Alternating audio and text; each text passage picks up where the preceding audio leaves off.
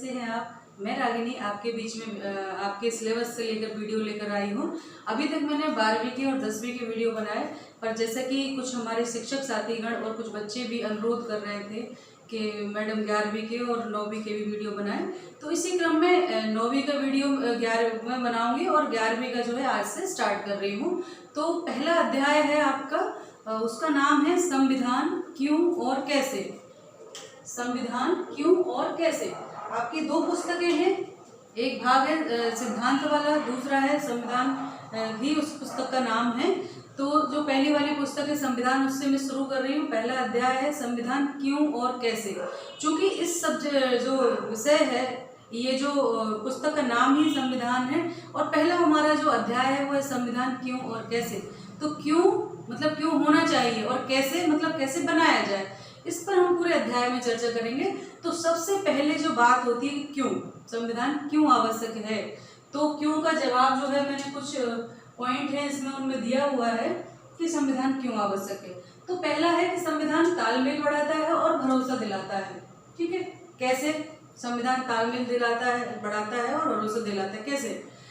आप एक इमेजिनेशन करें, कल्पना करें कि या आप अपनी कॉलोनी में थोड़ा सा देखें कि कुछ ऐसे लोग रहते हैं अलग अलग धर्मों के, अलग अलग संप्रदाय के, है ना। आप ज़्यादा दूर मत जाए, सिर्फ अपनी कॉलोनी का उदाहरण लें तो उसमें आप अपने दिमाग से सोच लें, दिमाग पर जोर डाल, जैसे ही मेरी ये वीडियो आप देखेंगे तो अपने दिमाग पर जोर डालें कि आप अपनी कॉलोनी का पूरा मूल्यांकन करें कि कितने धर्म के, कितने जाति के, कितने संप्रदाय के लोग रहते हैं, फिर कितने व्यवसाय वाले रहते हैं, कितने रंगों के रहते हैं, कितने वर्णों पर आधारित रहते हैं। तो ये सारी चीज़ें जब आप देखेंगे तो पाएंगे कि उन सब में विविधता है। कोई हिंदू है, मुस्लिम है, सिख है, ईसाई है ना। कोई व्यापार करता है, कोई नौकरी करता है और कोई जो है सेल्फ एम्प्लॉय है, अलग अलग सभी के अपने अपने काम होते हैं। तो इस तरह से आप पूरा वर्गीकरण कर पाएंगे। अब जब इतने सारे लोग कॉलोनी में रहते हैं तो झगड़े होना भी स्वाभाविक है ना। होता है ना कई बार कि झगड़ा हो जाता है पड़ोसी का पड़ोसी से, और हमको बड़ा मजा आता है देखने में, और जो जब जिसके साथ होता है उसको काफ़ी तकलीफ होती है। तो क्यों होते हैं झगड़े, क्योंकि कुछ आपस में विवाद होते हैं, कुछ मतभेद होते हैं जिनके कारण वो झगड़े होते हैं। तो ऐसे समाज में चूँकि भारत या कोई भी देश हो तो विविधता वाला देश होता है। खासकर हम भारत की बात करें तो बहुत विविधता वाला देश है। कई धर्म, जाति, वर्ण के, वर्ग के लोग यहाँ पर रहते हैं। उन सब के बीच में अलग अलग उनकी मान्यताएं हैं। वो कोई चाहता है ऐसा हो, कोई चाहता है ऐसा हो। ऐसे लोगों के बीच में मत वैमनस्य होना स्वाभाविक है। लेकिन अगर ये मत वैमनस्य बना रहा है तो क्या समाज में फिर रहना कैसे संभव होगा। क्या ऐसे ही चलता रहेगा, अराजकता चलती रहेगी? नहीं। फिर भी आपने देखा होगा इतने जाति, वर्ग, धर्म के, संप्रदाय के लोग, व्यवसाय वाले लोग रहते हैं, फिर भी आपकी कॉलोनी में इक्का दुक्का ही लड़ाई होती होगी। ऐसा नहीं कि कभी हमेशा लड़ाइयाँ हो रही है। क्यों?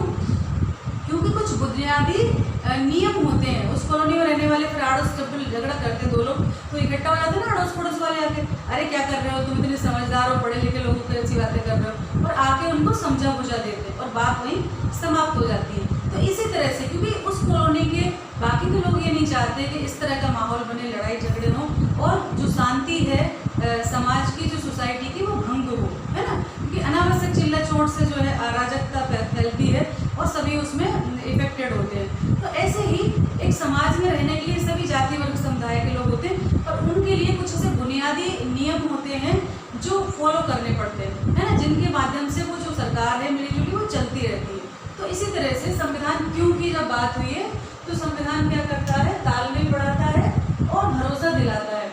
तो संविधान का काम ऐसे बुनियादी नियम बनाना है जिससे समाज में समन्वय और विश्वास पैदा हो। ऐसे नियम कैसे, जैसे मैं तो कहूँगी कि नहीं भाई हमारा जो है रात में हम लोग 12 बजे तक जगेंगे, ऐसा नियम बने। कोई कहेगा कि नहीं सुबह 6 बजे सब लोग जाग जाएं, ऐसे नियम होना चाहिए। तो सभी की सोच अलग अलग है, नियम ही अलग, पर ऐसा नहीं होता है। कुछ नियम हैं जो बुनियादी बनाए जाते हैं जिसमें सभी लोग एक मत हों, है ना। कुछ सर्वमान्य नियम हो जो सभी को मान्य हो, कुछ मोटे मोटे, ठीक है, वो बुनियादी नियम कहे जाते हैं। अब फिर सवाल ये उठता है कि उन नियमों का पालन कौन करेगा। मान लो मैं तो नियम का पालन कर रही हूँ, सामने वाले ने नहीं किया तो ऐसे फिर कहते हैं, ऐसे फिर संशय पैदा होगा कि मैं करूँ ये ना करे, सामने वाला सोचे मैं कर रहा हूँ ये ना करे। तो ऐसी स्थिति में क्या निपटारा हो, तो ये जो नियम है अगर ये तय हो जाए कि ये नियम का जो पालन नहीं करेगा उसको दंड मिलेगा, उसकी कंप्लेंट होगी, वो कोर्ट में जाएगा, तो जब ऐसे नियम बन जाएंगे तो सभी सहमत हो जाए, हाँ हाँ ठीक है, ये ठीक है। मतलब अगर कोई ऐसे बुनियादी नियम बने कि जिनके उल्लंघन पर कोर्ट में जाया जा सके, न्यायालय में जिसके उसमें जाया जा सके, तो हम सहमत हैं। तो ऐसे ही नियमों के संग्रह को संविधान में मान्यता दी गई है, जिनको हम अधिकार भी कहते हैं कहीं ना कहीं। तो ऐसे नियम बनाता है संविधान जो सबको मान्य हो और जो न्यायालय में प्रवर्तनीय हो, ठीक है। तो इसलिए संविधान की आवश्यकता है। जो पहला बिंदु है अपना वो है बुनियादी नियम बनाता है जिससे समाज में समन्वय और विश्वास कायम रखे। अगर हम नियम बना दें और उसके अगेंस्ट में कोई ऐसी संस्था नहीं हो जो उसके प्रवर्तन नियम ना मानने पर कुछ दंडित कर सके, तो कौन मानेगा, है ना। विश्वास किसको होगा ऐसे नियमों के ऊपर। लेकिन अगर हम ये कहते हैं कि ये नियमों का उल्लंघन करने पर न्यायालय की शरण में जा सकता है, तो सभी लोगों को विश्वास होगा, ठीक है। तो संविधान का पहला काम तो ये है। दूसरा काम जो है वो है निर्णय निर्माण की शक्ति और विशिष्टताएं। इसका अर्थ क्या होता है? निर्णय निर्माण की शक्ति और विशिष्टताएं, यानी निर्णय का जो निर्णय है वो कौन करेगा, उसका निर्माण करने की शक्ति किसको होगी, है ना। और फिर उसकी क्या विशेषताएं होंगी, ये तय करना भी संविधान की जिम्मेदारी है। अब बात हो गई कि निर्णय कौन करेगा, तो सभी लोग अलग अलग चाहेंगे, अलग अलग नियम चाहेंगे, अलग अलग कायदे कानून चाहेंगे। कोई कहेगा, एक कहता है कि नहीं ये ही नियम बनाओ, दूसरा कहता है कि नहीं ये नियम बनाओ। मैं चाहूँगी कि सुबह स्कूल 7 बजे से खुले, दूसरा जो शिक्षक चाहेगा कि स्कूल 12 बजे से खुले, पर ये संभव नहीं है। तो सर्वमान्य जो तथ्य होंगे जिस पर सभी सहमत होंगे वो बनाए जाएंगे। तो उसके लिए एक नियमित संस्था भी होनी चाहिए कि कौन बनाएगा। जैसे होता है ना, जैसे अपने स्कूल में ही देख लो, रूल्स बनते हैं कुछ, विद्यालय में ड्रेस पहन के आना है आपको, है ना, एक काले शूज पहन के आना है, 2 चोटी करके आना है और साफ सुथरे वस्त्रों, 10:30 बजे आना है, या जिसके सुबह में चलते हैं उनके सुबह 8 बजे आना है, 7:30 बजे आना है। तो ये नियम कौन पालन कर कौन बनाता है? पूरा स्कूल विद्यालय का प्रबंधन, जिसमें हमारे प्रिंसिपल सर जो है वो महत्वपूर्ण भूमिका निभाते हैं, है ना। और वो सब पे पारित करवाते हैं, मिलजुल के वो नियम बनते हैं और फिर उनको लागू करवाया जाता है। तो जस्ट ऐसे ही जैसे विद्यालय के नियम बनाने की एक अथॉराइट शक्ति जो है, मेन पावर प्रिंसिपल को होती है, वैसे ही जो देश के राष्ट्र के जो नियम कानून बनते हैं उनको बनाने की शक्ति सरकार को होती है। और जो पुराने पहले क्या होता था, राजा को नियम बनाने की शक्ति दी जाती थी प्राचीन काल में, है ना। राजा ही सारे नियम बनाता था, वही कानून बनाता था। लेकिन जो सोवियत संघ की अपन बात करें पहले, तो उसमें पार्टी, जो कम्युनिस्ट पार्टी थी, वो सारे नियम बनाती थी। पर वर्तमान में लोकतंत्र है और अब संसद को ये अधिकार दिया गया है कि संसद ऐसे कानून बनाएगी, ऐसे नियम बनाएगी जिसका पालन सभी लोग करें और समाज में वो सर्वमान्य हो। तो दूसरा जो है कि समाज में जो है निर्णय निर्माण की शक्ति और विशिष्टताएं, यानी संविधान ये तय करता है कि निर्णय के लेने की शक्ति किसके हाथ में होगी और सरकार कैसे निर्मित होगी। जो सरकार ये नियम बनाएगी वो सरकार का निर्माण कैसे होगा, ये भी संविधान तय करता है, ठीक है। अगला जो पॉइंट है वो है सरकार की शक्तियों पर सीमाएं, कंट्रोल, कि अगर मुझे ये शक्ति दी जाए कि मैं कुछ भी कर सकता हूँ, कुछ भी कर सकती हूँ, तो मैं तो भगवान हो जाऊंगी, है ना। जैसे कि पहले राजतंत्र में होता था, कुछ ऐसे वो हुए जैसे हिटलर और मुसोलिनी के नाम जो आते हैं कि वो उनको जो सनक सूझती थी वो नियम पारित करवा देते थे, है ना। कई राजाओं के आपने पुराने इतिहास जब पढ़ते होंगे तो सुना हुआ, ऐसे संघ की बन के निर्णय हुआ करते थे कि कुछ भी, और जनता को मानने पड़ते थे क्योंकि उनके अगेंस्ट में कोई सुनवाई नहीं होती थी, हिटलरशाही थी। तो उसके खिलाफ इसीलिए राजतंत्र फेल हुआ और लोकतंत्र कायम हुआ, क्योंकि राजतंत्र में कुछ कमियां थी, वो निरंकुशवाद था। कुछ राजा इतने शक्तिशाली हो जाते थे सैन्य बल पर कि वो अपने आगे किसी को देखते ही नहीं थे, है ना। तो ऐसी स्थिति से निपटने के लिए क्या किया जाए? फिर ऐसा भी नहीं था कि राजा जो है हटा दिया जाएगा कुछ समय बाद, वो जब तक जीवित रहता था तब तक वो राजा रहता था और उसकी आने वाली पीढ़ियां भी राजा बनती थी, चाहे वो आयोगी ही क्यों ना हो। तो इन सब चीज़ों से छुटकारा पाने के लिए लोकतंत्र की स्थापना हुई और लोकतंत्र में ये बताया गया है कि कैसे शक्ति किसके हाथ में होगी और उस शक्ति पर कुछ सीमाएं भी हैं। यानी ये सीमाओं की जो हम बात कर रहे हैं वो वही है कि संविधान का काम है कि सरकार द्वारा बनाए कानूनों पर सीमाएं लगाए, है ना, जिनका उल्लंघन सरकार भी ना कर सके। यानी कोई भी जो नियम बना रहा है, कानून बना रहा है, उसको भी ये नियमों को तोड़ने की अनुमति ना हो। कुछ ऐसे नियम बनाए जाए, जैसे कि हमारे भारतीय संविधान की अपन बात करें तो जनता को मौलिक अधिकार दिए गए हैं। अगर सरकार कुछ ऐसा कानून बनाती है जो मौलिक अधिकारों का उल्लंघन करता हो, तो जनता सीधे जाके हाई कोर्ट और सुप्रीम कोर्ट में अपील कर सकती है आर्टिकल 32 और आर्टिकल 226 के तहत, है ना, कि जाके दरवाजा कोर्ट में खटखटा देगी कि सरकार का ये काम जो है हमारे फलाने मौलिक अधिकार का उल्लंघन करता है। तो ये क्या हुआ, सरकार की जो सीमाएं हैं निर्णय की उस पर, उस शक्ति पर अंकुश लगा रहे हैं, है ना, किसके द्वारा, संविधान के द्वारा, है ना। निर्माण जो हुआ था मौलिक अधिकार कर्तव्य किसके द्वारा डिसाइड किए गए, संविधान के द्वारा डिसाइड किए गए, और हर देश में किए जाते हैं, ऐसा नहीं कि भारत में किए गए, सभी देशों में संविधान बनाते समय ये सारी चीजें बताई जाती है कि सरकार के क्या दायरे होंगे, क्या कर्तव्य होंगे, क्या अधिकार होंगे, क्या शक्तियाँ होंगी और उन पर क्या अंकुश होगा, ये भी तय किया जाता है। ये सब कुछ संविधान में लिखा जाता है, जैसा कि भारतीय संविधान में लिखा गया, ठीक है। तो कुछ संविधान का काम है कि सरकार की शक्तियों पर सीमाएं लगाए, यानी ऐसे संविधान का काम है कि सरकार द्वारा बनाए गए कानूनों पर सीमाएं लगाए जिनका कभी सरकार भी उल्लंघन ना कर सके, ठीक है। अगला जो पॉइंट है वो है समाज की आकांक्षा और लक्ष्य, यानी जनता की जो आकांक्षाएं वो लक्ष्य है उनको पूरा करें।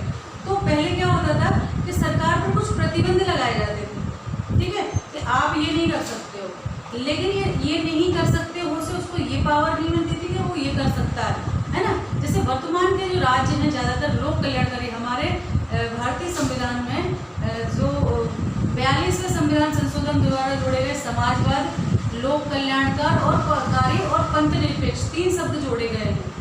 इनका अर्थ क्या है, समाजवादी, यानी समाजवादी व्यवस्था होगी, पूंजीवाद नहीं होगा हमारे यहाँ। समाजवादी व्यवस्था का अर्थ होता है कि जो लाभ के जो है वो सभी को मिलेगा, है ना, जो भी सरकारी संसाधनों से जो आय होगी उस पर सभी जनता का अधिकार होगा, ठीक है। लोक कल्याणकारी यानी जनता के हित के लिए काम करना, जैसे कि हमारे सरकारी विद्यालय खुले हुए हैं, हम सब टीचर्स को बहुत सारी तनख्वाह देते हैं, इतना सारा बिल्डिंग के ऊपर खर्च करते हैं, करोड़ों की बिल्डिंग बनाते हैं, वहाँ सारी सुविधाएं देते हैं, है ना, लेकिन फिर भी बदले में क्या मिलता है सरकार को, कुछ नहीं मिलता। 1 से 8 तक तो निःशुल्क शिक्षा है, 9 से 12 तक नाम मात्र की फीस लेते हैं जिससे वो आपकी परीक्षा आयोजित करा सकें, ठीक है। तो क्यों करते हैं वो ये सब, लोक कल्याण के लिए, क्योंकि भारत एक लोक कल्याणकारी राज्य है, इसीलिए वो इस निःशुल्क शिक्षा, निःशुल्क स्वास्थ्य, आप सरकारी अस्पताल में जाओ, बड़ी से बड़ी बीमारी का बड़े बड़े अस्पताल खुल गए, उनमें इलाज है, क्यों, जो कि प्राइवेट में जाओ जरा से बुखार होने पर आपको हज़ारों का बिल मिलता है, और सरकारी अस्पताल में दवाइयाँ भी फ्री मिलती है, सलाह भी फ्री मिलती है, इवन वहाँ भर्ती होने पर खाना भी मिलता है, दूध भी मिलता है, फल भी मिलते हैं। क्यों, क्योंकि ये लोक कल्याणकारी राज्य है, तो लोक कल्याण के अंतर्गत वो सारी चीज़ें आती हैं जो जनता को लाभ पहुँचाएं, जनता को ऊपर उठाने के, एक उचित शिक्षा, स्वास्थ्य और एक उचित जीवन स्तर, एक मानव होने के नाते एक वांछित जीवन स्तर प्रदान कर सके, ऐसी सरकार की मंशा होती है और ऐसी अपेक्षा की जाती है। तो ये सारी चीज़ें कब होती हैं, क्योंकि हमारे संविधान ने हमारे सरकार को ये अधिकार दिए हैं कुछ, जो कि नीति निर्देशक तत्वों में आप देखेंगे सारी चीज़ें उल्लेखित की गई कि सरकार ये करेगी, वो सारे जनता की भलाई वाले काम हैं, ठीक है। आर्टिकल 39 में बहुत सारी ऐसी चीज़ें, अवसर की समानता और ये वो, शिक्षा, निःशुल्क बालकों की शिक्षा, स्त्री पुरुषों को समान वेतन, है ना, काम की मान, उचित दशाएं, ये सब चीज़ें उसके अंतर्गत हैं। इनका अर्थ है कि सरकार ऐसे जो है मापदंड सुनिश्चित करेगी समाज में कि वो सभी के लिए एक अच्छा जीवन यापन संभव हो। तो क्यों, क्योंकि वो लोक कल्याणकारी सरकार है और उसके लिए हमें कुछ फ्रीडम भी देनी पड़ेगी सरकार को, तभी वो ऐसे काम कर पाएगी। अगर हम सिर्फ प्रतिबंधित ही करते रहेंगे तो कैसे काम चलेगा। जैसे मुझे शक्ति दी गई है कि आप पढ़ाओ, ठीक है, मैं आपको पढ़ा रही हूँ, लेकिन मुझे किताबें ना दी जाए, मुझसे कहा जाए कि नहीं तुम सिर्फ जो है स्कूल में, विद्यालय में आकर ही पढ़ा सकते हो, कोई ऑनलाइन पढ़ाई नहीं होगी, तो इस कोरोना काल में मैं आपको कैसे पढ़ा सकती थी। तो मुझे ये सभी सरकार ने ये वो दिए हैं सभी को कि सारे टीचर जैसे भी संभव हो आप तक अध्यापन सामग्री पहुंचाएं, चाहे वो वीडियो के माध्यम से हो, चाहे ये ऑनलाइन क्लास के माध्यम से हो, या फ़ोन के माध्यम से, व्हाट्सएप के माध्यम से आपको सामग्री प्रेषित कर पाए। यानी इन 3 प्रकार है इस कोरोना काल में उद्देश्य है कि बच्चों तक सामग्री पहुँचे, है ना, और कुछ वीडियोज़ के माध्यम से उन पाठ को समझने की शक्ति पहुँचे, कुछ जो इस पर कार्यक्रम चला रही है टीवी पे उनके माध्यम से आप तक जो है मटेरियल पहुँचे। तो कहने का अर्थ ये है सिर्फ प्रतिबंध नहीं, कुछ छूट भी हमें प्रदान की जाती है कि हम जैसे चाहें वैसे आपको पढ़ा सकते हैं, एक सुरक्षित दायरे में रहकर और एक मर्यादित ढंग से, है ना। तो इस तरह से भारत संविधान जो है सरकार को कुछ क्षमताएं भी प्रदान करता है ना, जिससे कि वो अच्छे काम कर सके, लोक कल्याणकारी काम कर सके। नहीं नहीं तो कैसे करेगा अगर से प्रतिबंध होंगे। कुछ सकारात्मक शक्ति भी देनी पड़ती है जिससे कि उसके अंदर इतनी क्षमता हो कि वो अच्छे लोक कल्याण के काम कर सके। जैसे कि कुछ उदाहरण दिए हैं एक तो अपनी किताब में कि दक्षिण अफ्रीका का जो सरकार संविधान है उसने सरकार को कुछ क्षमताएं प्रदान की हैं कि वो समाज में पर्यावरण संरक्षण कर सके, जो भेदभाव मूलक स्थितियां थी उनको समाप्त कर सके और सभी को शिक्षा और स्वास्थ्य, स्वतंत्र आवास और स्वास्थ्य जो है उपलब्ध करा सके। ऐसी परिस्थितियां वहाँ के संविधान को दी गई हैं। इसी तरह इंडोनेशिया जो संविधान है उसने सरकार को ये शक्ति दी है कि वो समाज में शिक्षा की व्यवस्था बनाएगा, उसको प्रदान कर पाएगा और जो गरीब और अनाथ बालक हैं उनका भी पर्याप्त उचित व्यवस्था करेगा। तो कहने का अर्थ ये है कि सिर्फ चौथा जो पॉइंट है वो ये कहता है कि सिर्फ शक्तियों में अंकुश ही ना हो, प्रतिबंध ही नहीं हो, बल्कि कुछ सकारात्मक शक्तियाँ भी दी जाएं एक्स्ट्रा कि जिनके माध्यम से वो कुछ अच्छे काम कर सके। तो आज के लिए इतना ही। अगले वीडियो में आपसे फिर मुलाकात होगी। आप बताना आपको कैसा लगा और ये सब्सक्राइब कर लेना जिससे कि जब भी मैं नया वीडियो डालूंगी आप तक पहुंच जाएगा। कई बार ऐसा होता है मैं सभी को लिंक शेयर नहीं कर पाती हूँ, है ना, तो लेकिन जब सब्सक्राइब कर लेते हैं तो तुरंत मैसेज आता है हमारे पास और आप जब भी यूट्यूब खोलेंगे आपको वीडियो की लिंक मिल जाएगी। तो इसलिए आज से ये शुरू कर रहे हैं। 12वीं वालों का लगभग 7वां अध्याय कंप्लीट हो गया है और आपका पहला अध्याय है। हालांकि हमने देर से शुरू किया है लेकिन मैं आपसे वादा करती हूँ कि बहुत जल्द आपका जो सिलेबस चल रहा है भोपाल के अकॉर्डिंग वहाँ तक आपको पहुँचाने की कोशिश करूँगी। मैं अपना 100% देने की कोशिश करूँगी, पर आपका दायित्व है कि आप ये वीडियोस बहुत गंभीरता से देखें। जो भोपाल से सामग्री प्रेषित की जा रही है उसको बहुत गंभीरता से देखें। अगर कुछ भी नहीं है तो आप दूरदर्शन के माध्यम से जो है कार्यक्रम जो दिया गया है टाइम टेबल उसके अकॉर्डिंग पढ़ें। और किताबें सभी को लगभग बांट दी गई हैं, नहीं भी बांट दी गई हैं तो आप विद्यालय अपने जाकर वो पुस्तकें प्राप्त कर सकते हैं, घर पे अध्ययन करें और हम आपके आसपास जितने भी शिक्षक हैं उनसे परामर्श कर सकते हैं, पूछ सकते हैं, सभी आपको सहयोग करेंगे और मैं तो हूँ इसे सहयोग करने के लिए। इसी के साथ सभी को नमस्कार।